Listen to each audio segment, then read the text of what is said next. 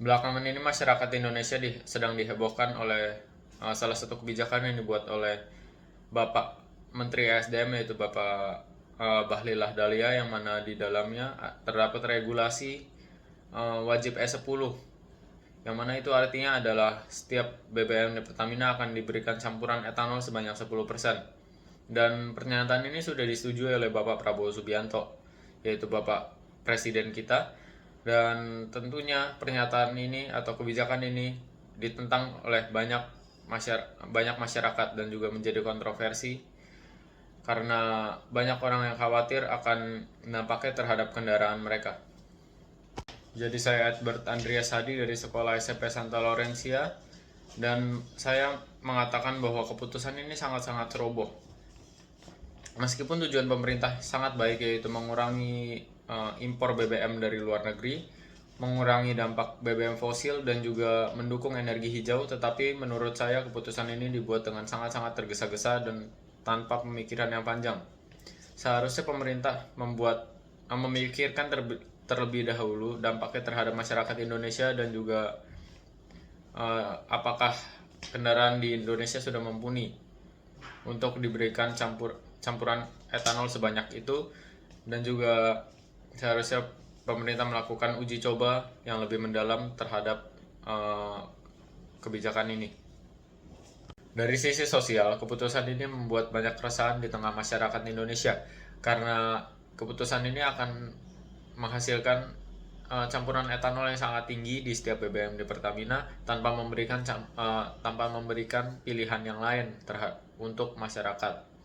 Dan banyak masyarakat di Indonesia yang kebingungan dan juga khawatir karena keputusan itu, dan bahkan banyak orang yang protes di media sosial, dan juga banyak orang yang komplain karena kebijakan ini menurut mereka sangat tergesa-gesa dan terburu-buru. Dan jika hal ini terus dibiarkan, bukannya tidak mungkin bahwa masyarakat Indonesia akan mengalami penurunan kepercayaan pada perusahaan Pertamina dan juga pemerintah. Dan dalam kondisi ekonomi yang sedang sulit seperti ini, seharusnya pemerintah dalam setiap membuat keputusan seharusnya dilakukan dengan lebih hati-hati dan juga lebih transparan dan disosialisasikan terlebih dahulu. Dari sisi ilmiah, otomotif, dan juga kimia, pencampuran etanol sebanyak 10% ke dalam BBM akan sangat-sangat merugikan. Karena seperti yang kita tahu, etanol memiliki sifat polar, yang mana sifat ini akan mengaitkan molekul-molekul air seperti air yang benar-benar air, dan juga molekul air yang terdapat di udara. Dan etanol juga dapat mengikat hidrogen dan juga molekul air yang terdapat di udara, dimana hal ini akan menyebabkan adanya air di dalam tangki BBM pada kendaraan. Dan karena air yang terdapat di tangki tersebut itu akan membuat tangki akan menjadi karatan, dan juga performa mesin jadi tidak akan maksimal, dan juga terdapat kerugian seperti beberapa part akan rusak dan pembakaran mesin tidak akan sempurna. Dan hal ini akan sangat merugikan bagi masyarakat yang memiliki kendaraan yang belum bisa menggunakan BBM yang dicampur dengan etanol. Oke, jadi pada buku pedoman pemilik motor ZX 25R tahun 2025 bisa kita lihat pada halaman 105. Di sini dijelaskan bahwa motor ini tidak bisa menggunakan bahan bakar yang tercampur dengan etanol. Mengapa? Karena motor ini jika ditambahkan BBM yang terdapat etanol di dalamnya, maka akan terjadi kerusakan pada mesin dan juga kerusakan pada starter mesin. Dan juga performa motor juga akan bermasalah, dan juga dapat terjadi akibat pemakaian bahan bakar yang salah, yaitu etanol tersebut. Masalah akan menjadi lebih besar ketika BBM dengan campuran etanol 10% ini digunakan kepada motor-motor yang sudah lawas, terutama motor 2 tak.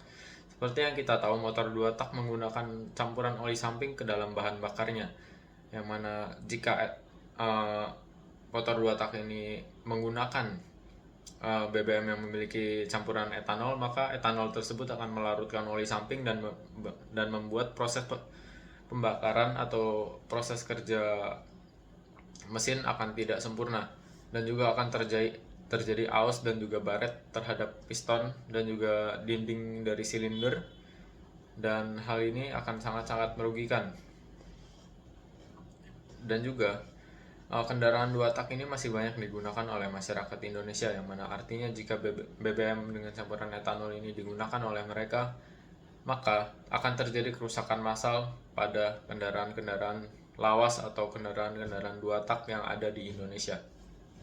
Dikutip dari sumber otomotif, BBM yang menggunakan campuran E0 menghasilkan energi yang paling tinggi dibandingkan BBM yang menggunakan campuran etanol.